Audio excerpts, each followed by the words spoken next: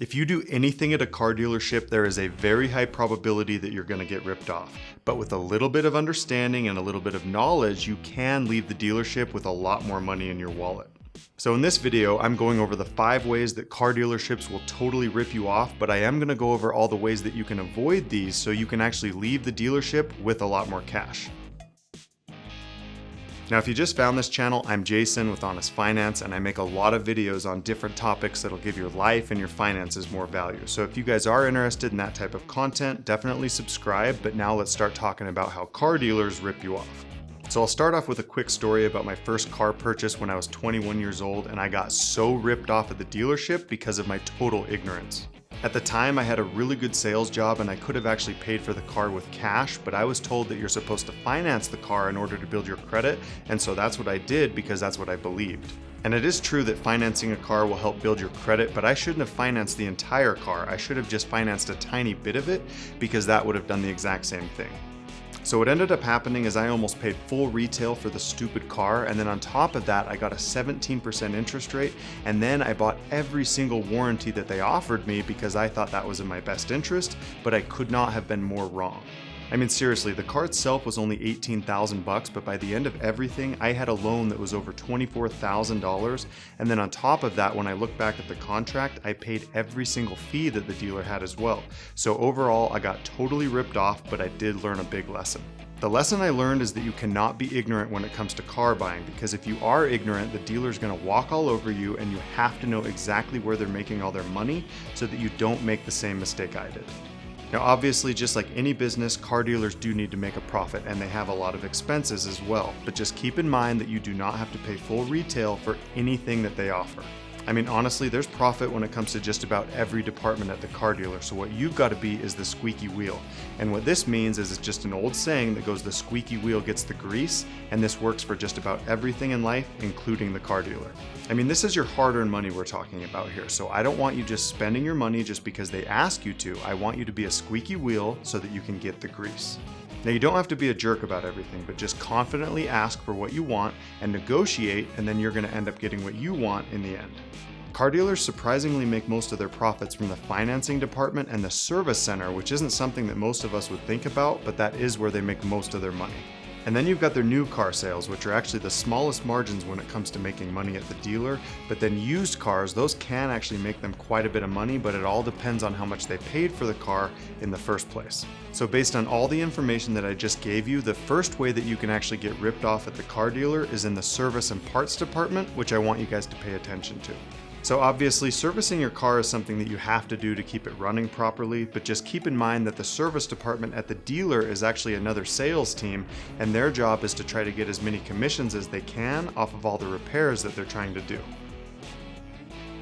I mean, seriously, if you walked into the back room of the service center, you'd actually see a giant whiteboard with all the different sales stuff that they're trying to do and all the goals that they're trying to hit, because they are another sales team. But to be honest with you guys, they're usually just going to recommend early service, which isn't bad to do if you want to, but the real big problem here is how much they charge in the service department, and that is a big deal because they're way too expensive. Because you'll find if you go to a bunch of different mechanics, they'll actually have way better hourly rates than the dealers do. And then on top of that, the dealers also sell OEM parts, which isn't a big deal. But the problem is that they're always going to charge them at full retail because they can. So the bottom line here is if you don't want to get ripped off in the service and parts department, then there's a couple things you can do that I'm going to mention right here. Now, the first thing you can do is call other dealerships and other mechanics in your local area and get a quote for the same service, because oftentimes you'll find that your dealer will actually price match, and that's a good thing because then you can get everything at a lower price. And the other good thing about getting a few quotes from other people is because if your dealer won't price match, then you can obviously take your business elsewhere, because there's always going to be plenty of authorized dealers and mechanics that can work on your exact brand of car, and you can get the same type of service for less money. Plus, if you're not even sure you need the work done, then I would definitely get a second opinion on stuff like that, especially when it's expensive, because it's always a good idea to get a second opinion because it can change with price or maybe the fact that you don't even need the work done. Now, the other thing you can do to save some money is to just buy the parts that you need on your own and then have them do the labor if you can't do it yourself. Amazon, eBay, and a whole bunch of other websites sell OEM car parts, so definitely check them out and find lower prices, and then just have your mechanic do the work for you if you can't do it. And then you can also check if the dealer will price match on those parts too, because if they do price match, then definitely go that route, because then you're never going to have to wait for them in shipping, and you can just get the parts right now, and it's easier. And then just keep in mind that a lot of the simple repairs are actually all over YouTube, so if you want to do something yourself, then definitely check there as a resource, and you can save a ton of money going that route. I put in new spark plugs and it did take me about 3 hours because I'm not the brightest, but I did learn a lot about the process, and it did save me about $250 as well. So just be aware that you can negotiate car parts and service at the dealer, and you don't have to pay full price for anything, because in my opinion, that is a total ripoff. And then there's one more thing I want to mention about the service department, but this is actually a good thing in your favor. If your car is still under warranty, have them look at every single problem that you can possibly think of, because you'd be surprised how many of those things actually qualify for warranty work. Dealers get reimbursed really well for warranty work, so it's obviously in their best interest to help you with those claims, so just find out everything you can that's wrong with your car, have them find out if it qualifies, and then get the work done while your car's still under warranty while you can. Now the next 2 ways that you can get ripped off at the dealer have to do with the price of the car and also your trade-in value, so definitely pay attention here. Everybody knows that you're supposed to negotiate the price of the car, but the thing is if you have a trade-in, you also have to negotiate that as well, or you will easily get ripped off. Because if you buy a car for only 10 grand that was listed at 12, you might actually think you got a good deal, but you're not looking at the whole picture if you have a trade-in. Because let's say that you got 5 grand for your trade-in and you really could have got $6,500. Well, obviously you just lost $1,500 just because you didn't negotiate that price as well. Dealers are always going to give you a good price on the car or the trade just to make you feel like you won the negotiation process, but the thing is you have to pay attention to both of those, otherwise you're just going to get ripped off. Because if you're the type of person that's only paying attention to the price of the car, then you're totally going to get ripped off on your trade, and then you're probably going to end up getting ripped off in the financing department as well. Now I do have a ton of other car videos that go over financing and negotiation and all different stuff like that, so if you guys want more in-depth detail, then definitely watch those videos, and I'll have a playlist linked up over here and in the description. And then if this video is making sense for you guys, will you please comment down below and just say I got it, that way I know that you're following along with what I'm saying. Thanks. Now the last ways that you can get ripped off at the dealer all happen in the financing department, and this is actually where they can make most of their profits, so definitely pay attention to what I'm talking about, because this is very good information to understand. Most of us tend to think that the negotiation process is completely over once we get to the financing department, but we could not be more wrong about that. Now if you're financing your car through a dealer, that's totally fine, but you just need to make sure that they are not collecting what's called a finance reserve. This is actually the gap of the interest rate the dealers can collect, and it's usually going to be about 1 to 3% that they get from your interest rate, and that is a total ripoff for you. So my example would be if you finance a car for $20,000 at 5% interest for 60 months, then you're going to pay about $2,600 in interest for the entire loan. But if you did the same loan at only 3%, then you'd pay $1,500 in interest, and your payment would be lower too. So just that 2% difference with the exact same loan can actually make the dealer about $1,100 more just because of the gap from the finance reserve. And that's only based on a $20,000 loan with a 2% gap, so definitely pay attention to the finance reserve and do not let them get a cut of your interest rate.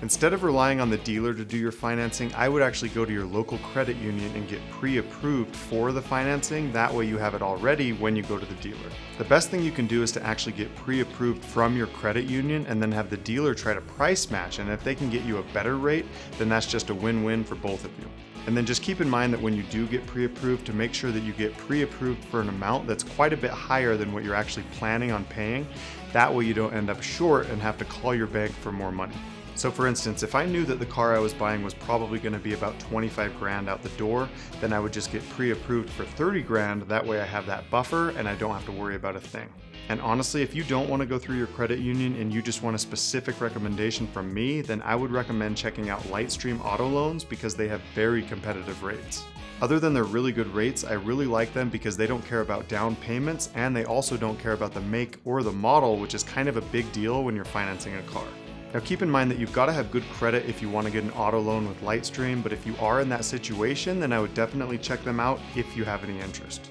I'll leave an affiliate link in the description below, which means I may be compensated if you click through it, but just keep in mind that I am never going to recommend a company that I don't think gives you guys the best value.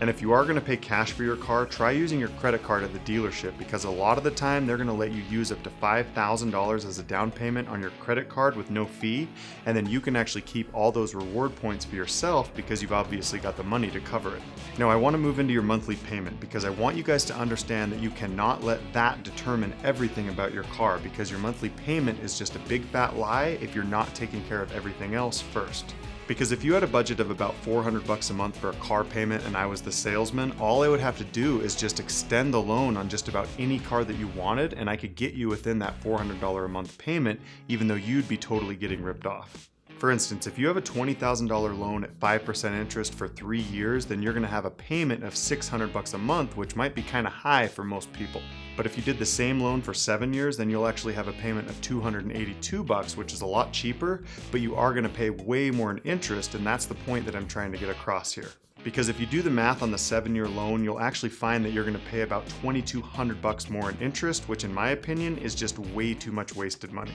Dealers just want to get the sale, so if all they have to do is just extend your loan to get you to a monthly payment that you're comfortable with, and you're not realizing what's happening, then they're going to end up winning, and you're totally going to end up losing and getting ripped off.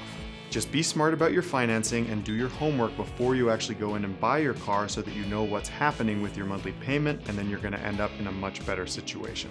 And I'll say it again that way too many of us only care about the monthly payment, but you have to change that mindset or you are going to get ripped off for the rest of your life. Now, the last ways you can get ripped off in the financing department all have to do with the extended warranties, the service contracts, and then the stupid fees that the dealers are going to charge you on your paperwork. And what you've got to realize with all these add-ons is that every single one of them is negotiable, so do not pay full price for any of them. I mean, if you want to get an extended warranty, then go ahead and do that, but just don't pay full price for it, because you don't have to. You can totally negotiate it and get it for a better deal. And then if you do go with the warranty or anything like that, just make sure to look over the contract as close as you can, because a lot of the time the contracts totally suck and you need to pay attention to this so that you do not get ripped off. And then there's other service contracts that you can buy as well, like carpet protection and paint protection, which in my opinion, I don't think those are very good, but if you do want to buy them, just make sure to negotiate, because you don't have to pay full price. And then the last thing I want to talk about here are the fees, and these are just additional charges that the dealer is going to put on your paperwork that you're expected to pay. But the problem is that most people don't even pay attention to them, and the dealer just ends up making huge profits because of these stupid fees that you can get out of. So basically, if you've got any fees on your paperwork that aren't mandatory by the state or the government, then definitely get out of them. But you don't have to be a jerk here. Just confidently tell the dealer that you don't want to pay them and get out, because it's going to save you a lot of money. So usually they'll end up working with you and they'll just drop the fees, but if they don't, just make them compensate in a different area so that you can get your money back in a different way. Because if you have a $400 doc fee and they have to charge that to every single customer, then just get out of it by having them take off $400 on your car or give you $400 more on your trade to compensate for the difference, and then they can still charge you the fee so that it's fair for everyone. And then if you see any dealer prep fees or anything on there to get your car cleaned up or filled up with gas in order to sell it to you, do not pay any of these fees, because you don't have to pay a single one of them. Like I said earlier, if they're not mandatory by the state or the government, then totally wiggle your way out of them and you will save a lot of money. Now just imagine for a second how bad you can actually get ripped off at the dealer if you don't follow this process, because there's a lot of different areas that they can make money, but you need to avoid these at all costs so that you don't get ripped off. Car dealers make a killing off of certain types of customers, so just make sure that you're the type of customer that doesn't get ripped off, and that's totally what you want to do here, because you're going to save all that money. Now once again, I'm Jason with Honest Finance, and I make a lot of videos on different topics that'll give your life and your finances more value. So definitely subscribe if you guys want to, and then I will leave some other car videos over here that you can check out so you can be more informed, but that's all for now.